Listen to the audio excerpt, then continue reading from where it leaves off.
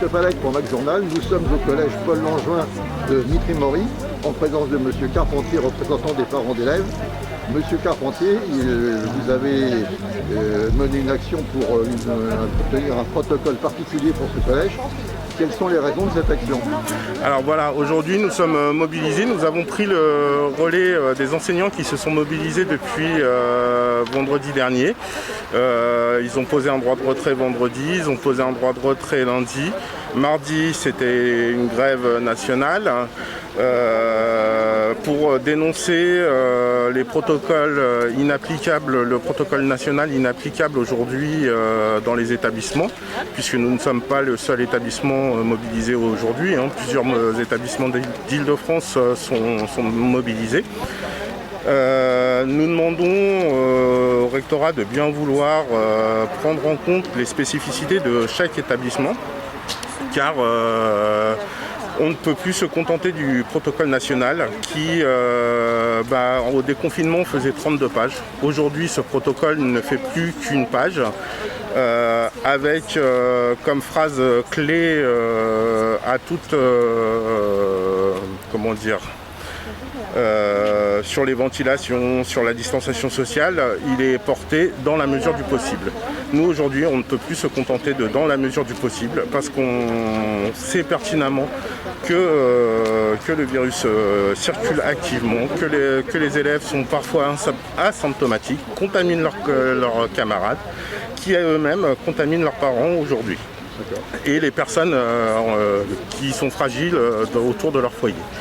Donc à ce titre, les professeurs nous ont conviés et préparé une proposition d'aménagement du protocole qui soit à l'échelle de l'établissement. Donc je laisserai le professeur s'exprimer sur ce sujet. Mais nous soutenons les professeurs aujourd'hui. D'accord. Et donc, pratiquement, quelle solution proposez-vous, du point de vue des parents d'élèves? Alors, vu la présentation qui nous a été faite par les enseignants sur leur demande d'aménagement du protocole, nous avons validé leur choix de choisir des demi-groupes. Ce que nous souhaitons absolument pas, c'est d'arriver à une fermeture administrative pour circulation active du virus, ce qui mettrait en danger de décrochage scolaire de nombreux élèves, puisqu'on a pu voir qu'au premier confinement, on a perdu à peu près 40% d'élèves. On est loin des 15% annoncés par le ministère, qui est une utopie, puisqu'à partir du moment où un enseignant avait la famille ou l'élève au téléphone, on sortait des statistiques de décrochage. D'accord, merci beaucoup. Je vous en prie.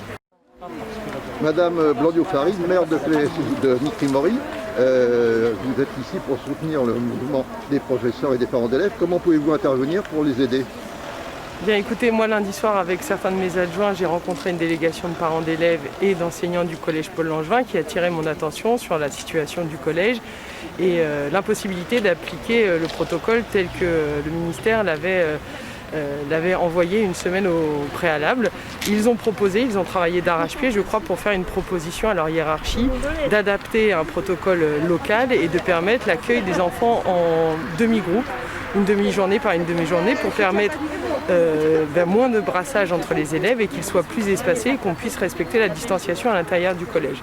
Je les ai reçus parce que la proposition qu'ils ont faite n'a pas eu d'écho dans les premiers jours. Ils ont dû donc exercer leur droit de retrait et ils sont venus me voir pour que j'apporte mon soutien, ce que j'ai fait dès le lendemain matin en écrivant au recteur, à la DAZEN, en appuyant sur le fait qu'il faut s'appuyer sur l'expertise des acteurs de terrain, des professionnels de terrain, qui pensent que le protocole tel qu'il est dicté n'est pas applicable.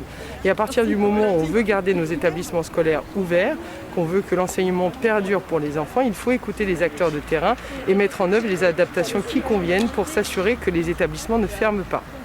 D'accord. Et alors j'ai lu qu'en fait, une des origines du problème était qu'il y avait dans cet établissement des classes trop petites. C'est pourtant pas un établissement qui remonte à la Troisième République. Comment se fait-il qu'on ait des salles plus petites que la moyenne ici? Alors, je ne sais pas si les salles sont plus petites que la moyenne, c'est effectivement un établissement qui a été entièrement rénové, mais là où le bas blesse, et c'est là où on attire l'attention des pouvoirs publics depuis des années, c'est que les classes sont surchargées. Ça fait bien longtemps que les classes dépassent des fois les 30, des fois jusqu'à 35 entre les collèges et les lycées. Et donc la véritable problématique, c'est le nombre d'élèves par classe. Et on le dit depuis très longtemps, et les enseignants aussi. Et donc la question, c'est pas tellement la taille de la classe, mais c'est le nombre d'enfants qu'on y fait entrer et qui aujourd'hui ne permettent pas, en plus dans une crise sanitaire, d'assurer les distanciations, ni un enseignement. On le dit depuis très longtemps qu'on frôle la trentaine d'enfants par classe, une qualité d'enseignement pour tous. Donc le problème ne se limite pas au virus, c'est un problème effectivement de qualité d'enseignement. Il y a un problème de fond sur le nombre d'élèves par classe, et c'est vrai maintenant dans tous les degrés d'enseignement. Et bien un jour comme celui-ci où une crise sanitaire vient en plus s'empiler, on voit combien c'est impossible d'assurer un enseignement de qualité, d'assurer la sécurité de tous, la sécurité des enfants, la sécurité des enseignants et des personnels qui sont autour, et d'assurer la pérennité, puisqu'on l'a vu dans le début de la deuxième vague. À partir du moment où on a plusieurs cas révélés dans une classe, on est obligé de fermer la classe, voire l'établissement, et c'est ce à quoi on ne veut pas arriver. Madame la maire, je vous remercie. Je vous en prie. Madame Margaté, vous êtes première adjointe au maire à Mitry-Mory, mais également conseillère départementale. À ce titre, comment expliquez-vous qu'on n'ait aucune réponse à ce jour de l'inspection départementale de l'éducation nationale ? Je pense que l'inspection essaye d'étouffer en fait les mouvements qui se passent dans différents collèges de Seine-et-Marne pour éviter que ça fasse tache d'huile. En même temps, ces mouvements posent des réelles questions. En plus, ce sont des mouvements partagés entre les parents d'élèves, les enseignants sur les questions sanitaires pour les enfants, les enseignants et puis pour tous ceux, et puis aussi les agents de la collectivité départementale, les agents départementaux qui travaillent aussi dans ces collèges. Donc je pense que l'inspection essaye de faire rempart pour éviter que ça se propage. Pour autant, ça pose une vraie question et il faut évidemment qu'il y soit répondu. Et en tant que conseillère départementale, je pense que le département doit également y répondre en donnant les budgets nécessaires au collège pour faire face aux frais de masque, aux frais de gel hydroalcoolique, en remplaçant les agents absents, les agents départementaux absents qui font tout l'entretien nécessaire à la mise en œuvre du protocole sanitaire. Donc le département également est attendu sur la question de la gestion du protocole sanitaire des collèges. Madame Margaté, je vous remercie. Merci.